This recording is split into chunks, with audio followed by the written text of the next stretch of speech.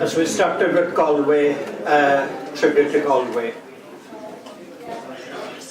I love Galway and the warm intimacy of all such places. The sudden corner snatch of French or Spanish, the smiling communion on broad Atlantic faces. Irish chieftains walked these streets and knights returning from crusade.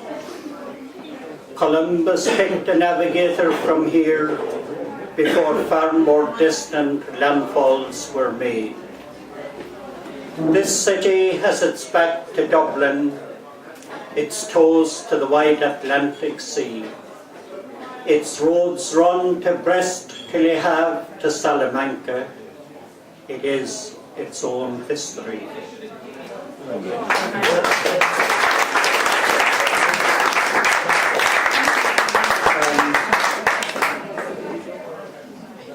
I'm involved in a quarrel with some friends in North America at the moment in a history site I contribute to, accused of being pro-English. No less. Never. This is something from the age of, I was writing on the famine, and I pointed out that some of the smaller farmers made decisions on the ground where they used milk to literally rear calves and piglets and left babies die of malnutrition a few hundred yards away. And that's a site I hadn't gone into, and I irritated a few people with that. This go back to the age of 17 or less. I dug it out to post it, and I haven't time to do it before coming in, but this came to me around 17 and a half, and again it was more or less dealing with the same issues. And I God only knows when I did a class, it must be the best part of maybe 20 years ago. It was the Saxon stranger broke the clan of Pobble Quay, and it was the Saxon soldier brought their Ognuk son to grief. It was the English planter came where Glenlaura flow, the tool of brave Macaulay to seize an overthrow.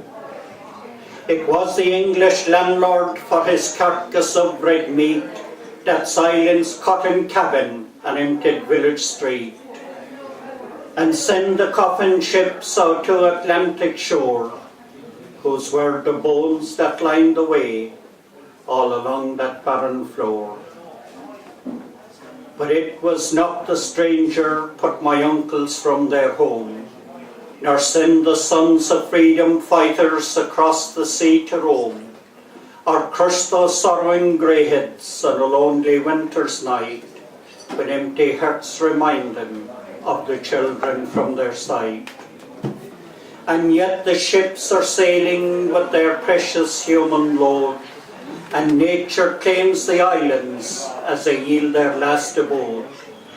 But who cares for that poor creature that flaunts down in Soho, or the hand that mastered Schlan and Spade? No, why no, on Skid Row. O England, we have blamed you, and we have blamed you well. We've cried our wrongs to heaven, and we've cursed your wrongs to hell. But things march on unchanged, but our cries have trailed to silence, and the last tears have been dried, and things march on unchanging by a green flag sanctified.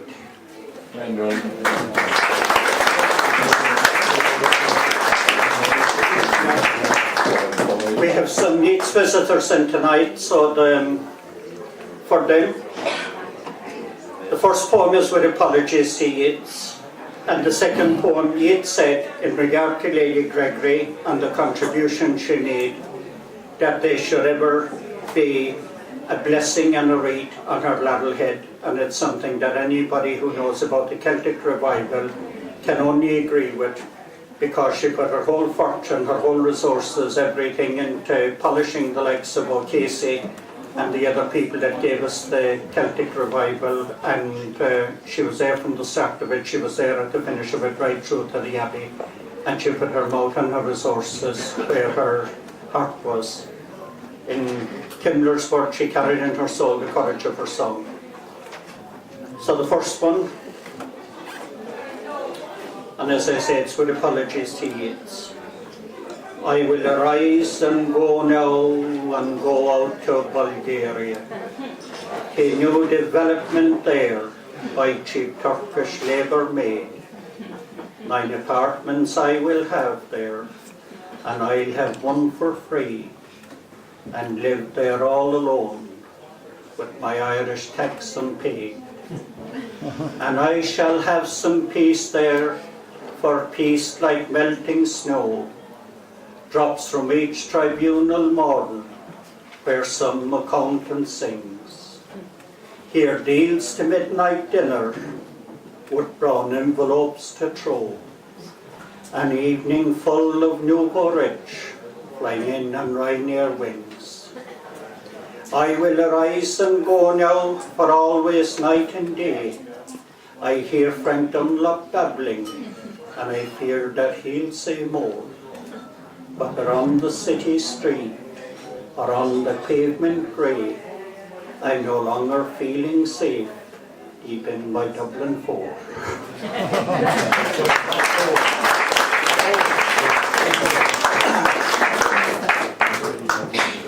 In Nook woods while breezes sang through ancient ash and sycamore, as you and I met lip and eye to do what lovers did before, arm twined down woodland paths to settle in the low stone seat, where pride and passion, proud and pen, gave olden words a new heartbeat, and send them winging world wide to be forever centre stage, the shimmering conscience of our race that scribe their words on history's page. Now in mind's eye all trooping by, her starlit throng all long since dead, last kissed for her who forged them here, and a prayer and blessing on her laureled head.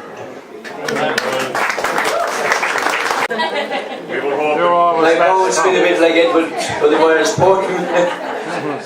They're ready to move.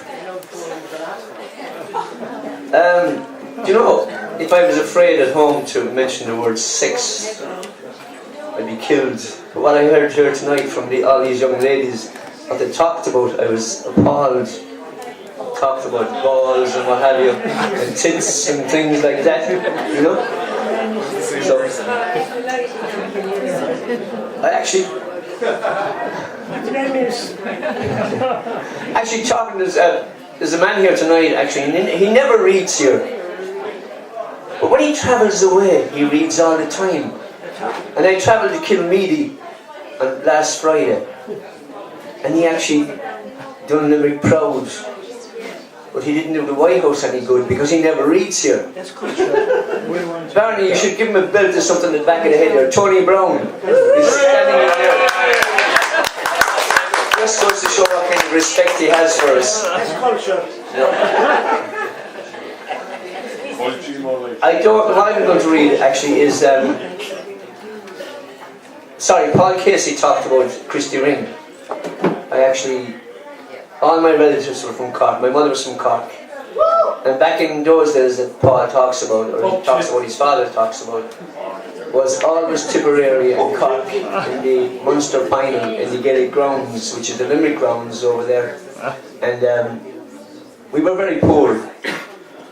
But every time Cork and Tipperary got to the final, the mother had to lay a table of ham and tomatoes and stuff, which we couldn't afford. So I was sent across to the grocer to get a pound of ham and some tomatoes and lay up the table for the relatives that were coming from Cork to go to the All-Ireland. And they always took me with them, so I saw Christy Ring several times, and I can remember him well. So it's amazing what poems bring back, memories they bring back to you. There's a lot of poems here bring back a lot of memories, especially Edward of the Wires with the bowels, because I suffered with those as well in hospital. He can talk about them, but I can tell him about them. Now, the poem I'm actually talking about is, I don't know how many people are actually proud of where they come from. There are many people who were born in a certain area, and they moved to another area, and they wound up someplace else. You know, it just reminded me of a little seedling that penetrates the earth, which is taken out of that little box and put into another little box to grow a little larger, and eventually it winds up being putting out to grow in the garden. You know, so, and I'm just wondering how many people were proud of the place that they, not that they were born in. I was born in Edward Street, but I've only one or two recollections of that. I was moved from 3 years of age to Ballynenty. You know, so, and that's the place I'm very proud of. That's the place. Even though I moved from Ballynenty to East Crusher 25 years ago, but the place that sticks in my mind most of all is Ballynenty. Ballynenty. My pride and joy of my childhood, youthful teenage years. You taught me how to stand and fight my tears. You taught me how to love through blood and tears. You gave my mum and dad their first house, and for the housewarming my dad gave her a blouse, and for me it was to be my first home. And this is the poem that comes from that. My field, adjacent to Ballygrennan Road in Ballynenty, perennial, persistent as life itself, lasting, a permanent fixture for more than 60 seasonable years, that patch of perennial green. I trod a million cogs on you, walked my dogs on you, allowing them to do their business on your green carpet, turned your sod in search of worms, grazed my horses on your succulent clover and blades. You were my field, my bull McCabe's without purchase. Even though I wasn't born in Ballynenty, I could never deny you. I was planted here. It was here my roots spread just like yours. I christened you the compound, the centralization of my fuse. I greeted you each evening with the bounce of a ball, caressed you with a fall. You spat your green dye back at me, staining my clothing, my hand-me-downs. I thought we were friends, but you retaliated violently by burning my knees, giving the game away as to where I had spent my childhood. No time for the outside world, no time for girls, just me and your hypnotic touch, a touch that transported me round the world to other fields of play. When I stepped onto you, I stepped into the boots of Franz Beckenbauer, Pele and Eusebio. Back then I craved, not for fame or money, but to be able to play with the best. In my imagination you were my substitute for my dreams, as you still are for those who still greet you with the bounce of a ball, caress you when they fall. How many have you spat your green dye on and sent home with burnt knees? How many will fulfill their dreams having used you as their stepping stone? My chances dwindled with age, but no, I could never deny you, because of the wonderful memories of my childhood teenage years you have left me with. And even now at this late stage in my life, my mind still believes I can play with the best, because of the lovely youthful feelings I get when I see all those children living on Ballygrennan Road in Ballynenty, playing on my field, my bull McCabe's, my patch of perennial green. Thank you.